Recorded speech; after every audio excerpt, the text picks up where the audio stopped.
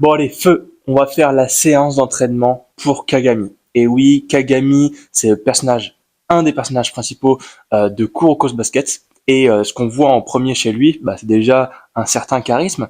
Et ensuite, on va avoir tout ce qui est sa musculature, son explosivité, qui lui permet de faire des meteor jams. Et là, la séance, en fait, ce que j'ai construite, elle va être spécifiquement pour faire des meteor jams. Alors, je te dis pas que dans 3 semaines, tu pourras faire un meteor jam, mais le but ici, c'est de s'en rapprocher, de s'inspirer des mangas pour créer des séances d'entraînement. Donc, vu que je suis préparateur physique et que tout ce qui est le développement de l'explosivité, la vitesse, la force, tout ça, c'est mon dada, on va commencer maintenant. Donc Kagami, comme je disais, lui, ce qu'il détermine, c'est l'explosivité, la puissance. Et là, on va faire une séance axée sur la puissance. Je vais t'expliquer pourquoi.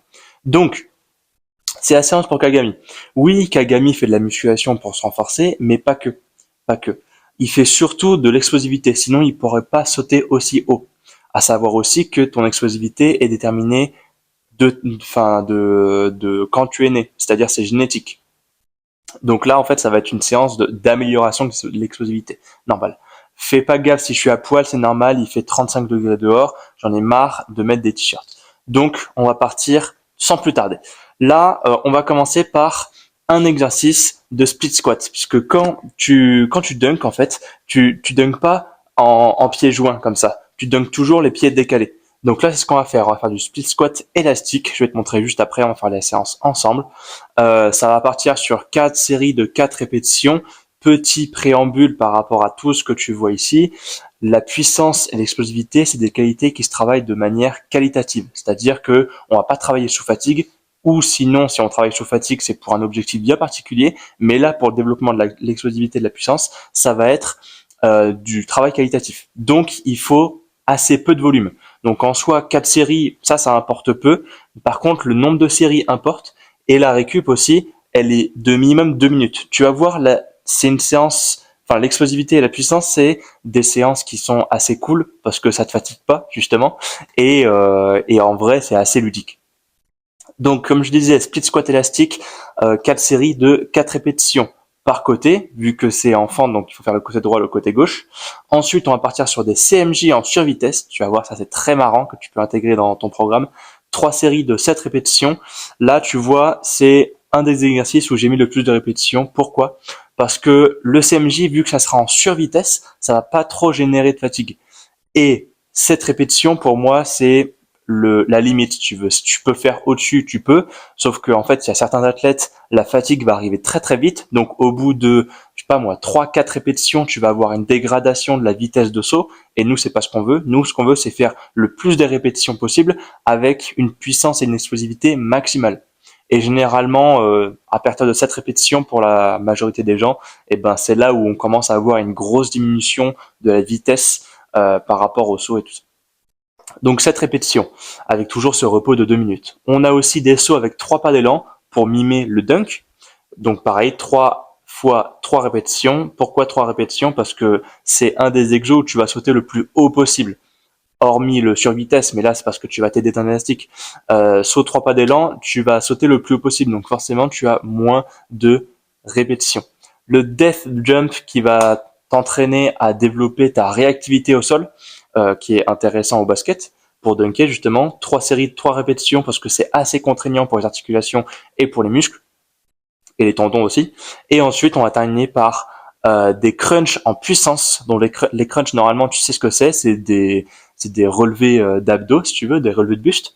Et on va faire ça en puissance. Donc il faut prendre un medicine ball, j'en ai à côté là, très léger. Bon, moi j'ai pas plus léger que 6, mais tu peux prendre des medicine balls de 2, 3, 4, c'est parfait. Et je vais te montrer tout ça dans la séance qui va suivre. Et pareil, crunch en puissance, on va faire 4 séries entre 4 à 7 répétitions parce que là, ça dépend du niveau et de la puissance que tu veux mettre. Si tu remontes et que tu es hyper fatigué, là, ça sert à rien. Le but, c'est de mettre le max de puissance possible. Donc forcément, là, c'est un travail qualitatif.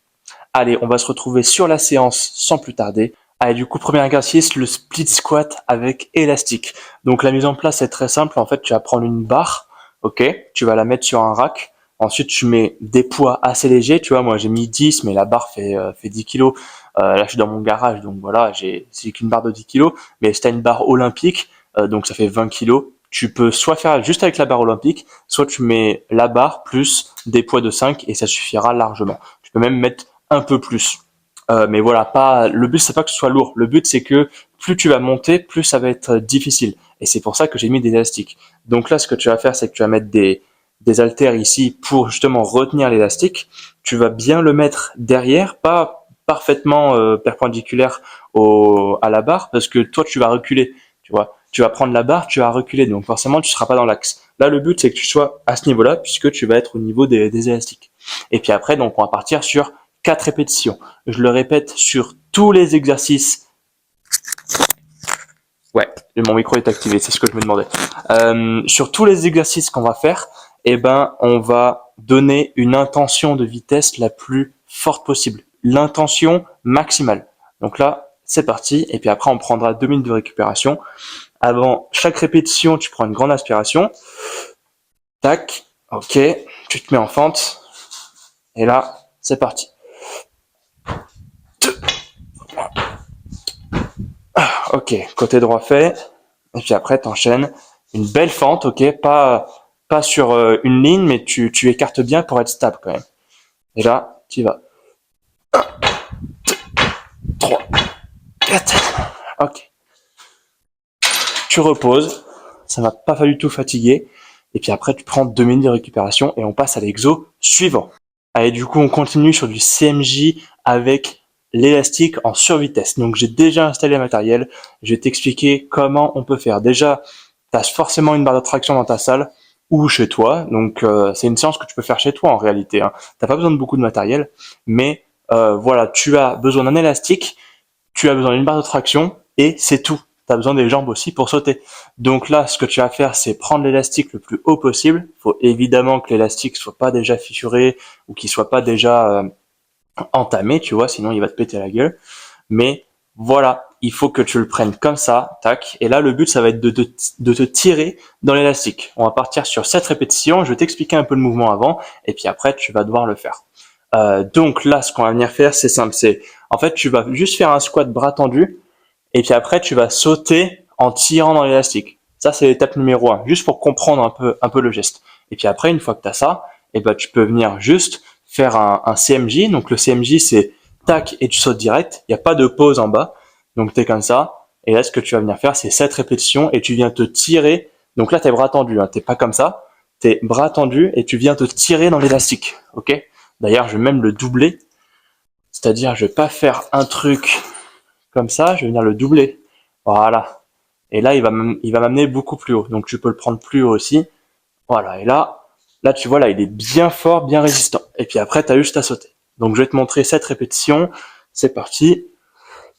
1, 2, 3, 4, 5, 7. Voilà. C'est assez marrant parce que... Merde. C'est assez marrant parce que, en fait, tu te sens volé. Et c'est un peu pareil pour Kagami, tu vois, Kagami quand il fait ses meteor jam ou quand il dunk, et ben en soi, il a un temps de suspension en l'air qui est énorme. Et ben là c'est pareil. Donc je te laisse t'amuser avec ça, et puis on passe à l'exo suivant. Allez, 2 minutes de récup. Bon, les 3 séries sont faites, maintenant ce qu'on va faire c'est les sauts avec 3 pas d'élan, tu l'avais, j'en étais sûr. Donc 3 pas d'élan, tu peux le faire d'où tu veux. La surface importe peu, mais je te le dis quand même, plus tu as une surface molle, moins tu vas pouvoir sauter haut, parce que justement cette surface molle va absorber. Là il y a un chat tout à fait normal. Qu'est-ce que tu veux toi? Qu'est-ce que tu veux? Le chat, je vais te sauter dessus. Et une surface plus dure, ça va absorber moins les chocs, et donc du coup tu vas pouvoir générer la force que tu veux. Donc là, on va dégager le chat. Le chat. Tac, tac. Tu vas là-bas. Hop. On va dégager le chat et on va faire 3 séries de 3 répétitions. Sachant qu'une répétition, c'est 1, 2, 3 pas d'élan et tu sautes le plus haut possible. Je vais peut-être sortir hors cadre. Je vais adapter pour la prochaine répétition. Parce que je vais sauter haut, je pense. Donc là, c'est parti. Donc là, allez.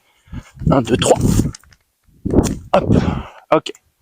Je pense, je vais monter un peu plus. Hop. Voilà, comme ça. tac. Et par rapport au temps de récupération aussi, t'es pas obligé de prendre 2 minutes, ça dépend de ton niveau en fait, et ça dépend de la force que tu arrives à générer. C'est-à-dire que si t'es débutant, prends plutôt 1 minute 30, tu vois, et puis après, si tu commences à devenir assez chaud en saut, et ben là tu vas pouvoir justement prendre plus de récupération, parce que tes muscles et tout ça, ton système nerveux, ton système cardiovasculaire en auront besoin. Donc là on va partir pour le deuxième saut, un peu d'élan, 1, 2, 3, oh. Le dernier, très important de balancer les bras aussi, hein. Parce que quand tu vas dunker, tu vas avoir le ballon, donc tu vas sauter forcément moins haut que 100, mais quand même, ça peut t'aider justement à générer de la puissance. Ok. La réception est importante aussi. Je veux pas que tu réceptionnes, tu vois, branque-ballon, comme ça, tac, tac. Non, non. Tu réceptionnes en quart de squat et tu amortis le plus possible. Tu es un chat. Donc, du coup, je veux que tu fasses le moins de bruit possible quand tu atterris. Les 3 séries sont faites. Maintenant, on va faire du death jump. La différence, je vais t'expliquer. Alors, déjà, il te faut un muret, soit une box en bois, soit un truc pour te surélever, un banc ou quoi. Moi, je vais prendre un muret. Normalement, j'ai une box en bois, mais elle est prise là-bas. Donc, ce qu'on va faire, c'est que là, pour le death jump, on va atterrir puis rebondir le plus rapidement possible. La différence avec le drop jump, qui est assez populaire, c'est que on vient juste faire ça. On vient juste atterrir. Maintenant, moi, ce que je veux faire, c'est atterrir puis rebondir le plus vite possible. Le death jump, ça va être d'atterrir et rebondir le plus vite possible, avoir le temps de contact au sol le plus court possible. Donc là, je vais faire ça, je vais faire hop, hop. Je vais peut-être pas sauter très haut. Peut-être que toi, tu vas sauter haut parce que voilà, t'as des muscles différents de moi et tout ça. C'est déterminé par la génétique, encore une fois. Et ça va dépendre de papa, maman. Et là, tu vois, on va continuer d'atterrir les 2 pieds. Hop. Ok. Tu remontes. Tu viens absorber le plus de force possible. Et dès que tu rebondis, t'es fort. Ok. Et là, on a fait nos death jump et on passe au dernier exercice qui est le crunch en puissance. Dernier exo, le crunch en puissance. 4 séries entre 4 à 7 répétitions. Pareil, même temps de récup, tout ça. Et là, tu as une bonne grosse séance de pliométrie, de puissance, pour justement que tu sois au top et pour que tu puisses dunker les meteor jump. Donc là, ce qu'on va faire, c'est que tu prends un medicine ball, tu vas te positionner devant un mur vide, pas comme moi, ok? Parce que là, tu as une barre en métal et là, tu as un putain de tableau, ok? Donc, tu te places devant un mur vide. Le but, c'est de pas être trop loin du mur parce que tu vas pas pouvoir rattraper la balle et pas être trop près parce que si ça rebondit, eh ben ça va être mort. Donc là, tu mets la balle derrière, ok, tu viens prendre de l'élan, donc crunch, 1, 2, 3, 4, mon ballon il est même pas rond quoi, 5, 6, 7, ok. Je sais pas si tu l'as vu, mais au fur et à mesure des répétitions, ce que j'ai fait, c'est que j'ai plus shooté avec les bras qu'avec les abdos. Et nous, ce qu'on veut, c'est vraiment un crunch, et puis après, tu finis avec les bras. Et là, tu vois, j'aurais dû peut-être m'arrêter à 4 répétitions, parce que les 3 dernières, c'était plutôt les bras et ensuite crunch. Mais du coup, quand tu fais le crunch, t'as plus la puissance du ballon. Donc ça servait à rien. Donc voilà, on en apprend tous les jours, ok. Même les experts en apprennent tous les jours. Je dis pas que je suis un expert, je dis juste que j'ai fait certaines choses et que voilà, j'ai des connaissances en anatomie, en chimie que tu n'as pas. Non, mais du coup, j'ai des connaissances parce que j'ai fait le master. Mais reste plus qu'à le prouver avec l'expérience maintenant. C'est bien d'avoir la théorie, la pratique c'est mieux. Donc là, je te retrouve sur une prochaine vidéo. Dis-moi si tu veux un entraînement de personnage dans les commentaires et on se retrouve très bientôt, mon samouraï. Allez, tchuss.